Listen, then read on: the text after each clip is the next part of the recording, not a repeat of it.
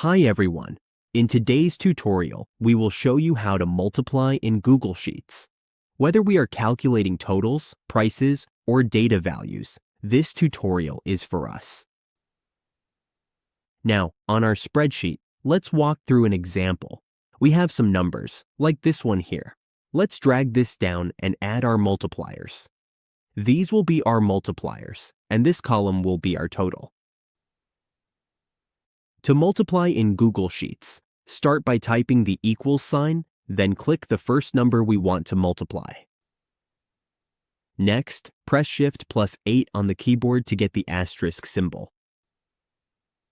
Then, click the second number or the cell we want to multiply, just like this. Once we are done, press Enter, and there is our result. We can drag the formula down to get results for the rest of the cells. Simple and easy. Let's take a look at the formula.